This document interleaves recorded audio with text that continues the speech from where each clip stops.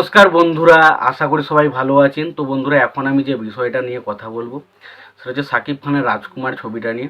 তো শাকিব খানের রাজকুমার ছবি কেউ বলেছে বক্স অফিসে ভালো চলেছে, কেউ বলেছে বক্স অফিসে একদমই পারফর্ম করতে পারেনি, যার কারণে এই ছবির যে পরিচালক ছিল হিমেল আশরফ, তিনি কিন্তু একদমই খুশি ছিলেন না। এরম একটা কিন্তু আলোচনা কিন্তু হয়েছিল, কিন্তু ফাইনালি ছবির বক্স অফিস কালেকশন কত হয়েছে সেই বিষয়ে কথা বলবো, এবং ছবিটা বক্স অফিসে কী ট্যাগ পেয়েছে সেই বিষয়ে কথা বলবো। তো আশা করব ভিডিওটা খুবই ইন্টারেস্টিং হবে।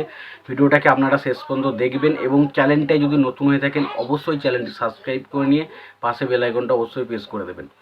তো প্রথমেই আসি ছবিটার বক্স অফিস কালেকশন। তো লাইফ টাইম ছবিটা, রাজকুমার যে ছবিটা, সেই ছবিটা লাইফ টাইমে বক্স অফিস কালেকশন কত করেছে। তো টোটাল ছবিটা আমাদের শুধু বাংলাদেশের পাশাপাশি বাংলাদেশ এবং বিদেশেও কিন্তু ছবিটা রিলিজ হয়েছিল, এবং ছবিটা যেটা টোটাল যেটা কালেকশন দাঁড়াচ্ছে সেটা হচ্ছে 26 কোটি টাকা।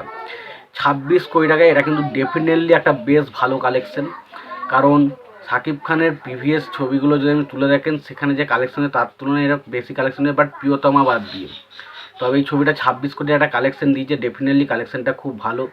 এবার এই ছবিটার আমি বাজেটের কথা বলি, তো ছবিটার বাজেট কিন্তু খুব যে বেশি বাজেট সেটা না, 8 কোটি বাজেটে কিন্তু ছবিটা বানানো হয়েছিল, এবং ছবিটা বেশ ভালো একটা ছবি কিন্তু হয়েছিল। তবে কিছু কিছু সিন বা কিছু কিছু গান এইসব জিনিস যদি আমি বাদ দিই, বাকি হিসাবে কিন্তু রাজকুমার ছবিটা বেশ ভালো একটা এঙ্গেজফুল ছবি ছিল, এবং ডেফিনেটলি শাকিব খানের যে ধরনের ছবিগুলো করে তার থেকে অনেকটা বেটার ছবি ছিল রাজকুমার ছবিটা, এবং ছবিটা কিন্তু বক্স অফিসেও ভালো ফলাফল করেছে। ছবিটা 8 কোটি বাজেটের ছবি হয়ে প্রায় 26 কোটি প্লাস কিন্তু ছবিটার বক্স অফিস কালেকশন হয়েছে।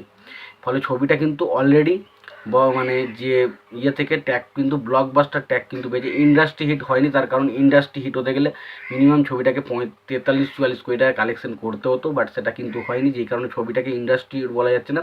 বাট ছবিটা কিন্তু ব্লকবাস্টার হিট হয়েছে, এটা নিয়ে কোনো সন্দেহ নেই।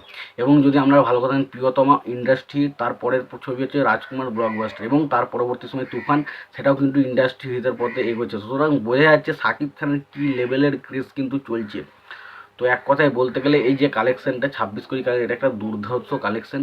তো কালেকশনটা জাস্ট এই মানে শাকিব খানের স্টারডামের যে কতটা জোর এবং শাকিব খানের ফ্যান পাওয়ারের যে কতটা জোর, সেটা কিন্তু এই ছবির বক্স অফিস কালেকশন সেটা কিন্তু তার প্রমাণ দেয়।